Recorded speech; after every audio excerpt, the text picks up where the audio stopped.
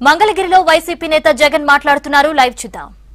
ఓటుకు నోట్లు కేసులో పట్టుబడి 10 సంవత్సరాలు హక్కును హైదరాబాద్ మీద మనకుంటే ఆ హైదరాబాదును వదిలేసి పారిపోయింది ఈ బాబుగా దాని అడుగుతా ఉన్నాను మీ అందరి తరఫున.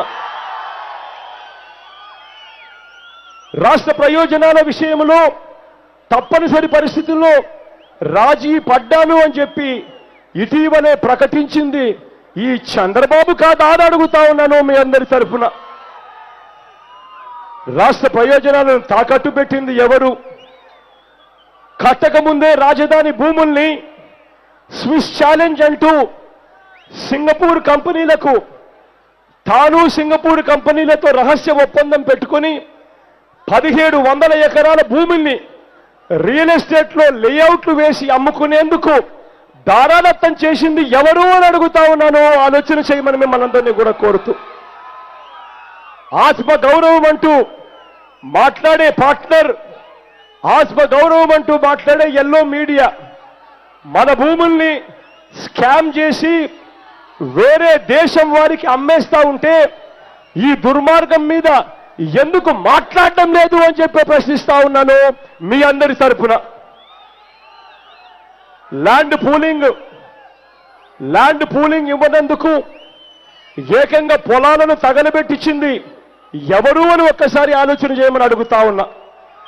రాజధాని నిర్ణయానికి ముందే తన వారితో 1000 ఎకరాలను భూమిని కొనిపించి ఇక్కడ వారి దృష్టిని విజయవాడ ఇటు కాదు విజయవాడకు అటువైపున రాజధాని వస్తా ఉంది అని చెప్పి మభ్యపెట్టి వేరే ప్రదేశాలలో రాజధాని వస్తా ఉంది అని చెప్పి ప్రజలను మభ్యపెట్టి ఆ తర్వాత తాను తన బినామీలు ఇక్కడ భూములు కొనుక్కున్న తర్వాత రాజధానిని ప్రకటించింది ఎవరు అని ఒక్కసారి ఆలోచన చేయమని అడుగుతా ఉన్నాను మీ అందరితో. ఇది ఇన్సైడర్ ట్రేడింగ్ కాదా అని అడుగుతా ఉన్నాను మీ అందరి తరపున. చివరిగా నేను ఒక్క మాట చెప్తా ఉన్నాను. జగన్ కట్టుకున్న ఇల్లు ఎక్కడా అని అడిగితే ఎవరైనా చెప్పేదేమిటి? అదుగో తాడేపల్లిలో కనిపిస్తుంది జగన్ కట్టుకున్న ఇల్లు అని ఎవరైనా చెబుతారు. కానీ అదే చంద్రబాబు కట్టుకున్న ఇల్లు ఎక్కడా అని అడిగితే హైదరాబాద్లో జూబ్లీ హిల్స్ లో ఇల్లు కట్టుకున్నాడు అని చెప్పి ఎవరైనా చెబుతారు. ఇవాళ రాష్ట్రంలో ఇవాళ అద్దె ఇంటిలో ఉన్నది ఎవరు, రాష్ట్రంలో సొంత ఇంటిలో ఉంటున్నది ఎవరు అని చెప్పి ఇక వేరే చెప్పాల్సిన పని లేదు. మీ అందరితో నేను కోరేది ఒకటి, ఈ 5 సంవత్సరాలు ఈ మోసాలు చూశారు, ఈ అబద్ధాలు చూశారు. ఇక ఈ మోసాలకు క్లైమాక్స్ ఎప్పుడు వస్తుందో అంటే ఎన్నిక రోజు వచ్చేసరికి క్లైమాక్స్ వస్తుంది.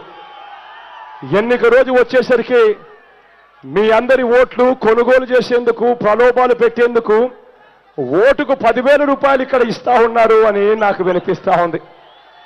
మీ అందరితో నేను ఒకటే కోరుతా ఉన్నా, ఇదే పెద్ద మనిషి చంద్రబాబు నాయుడు గారు ఎన్ని వేల రూపాయలు డబ్బులు ఇచ్చి మిమ్మల్ని ప్రలోభ పెట్టే ప్రయత్నం చేసినా కూడా మీరంతా కూడా నేను కోరేది ఒకటి, ఒక్కసారి మీరంతా కూడా మీ ప్రతి వార్డులోకి వెళ్ళండి, ప్రతి గ్రామంలోకి వెళ్ళండి, వెళ్ళి ఆ ప్రతి అక్కకు చెప్పండి,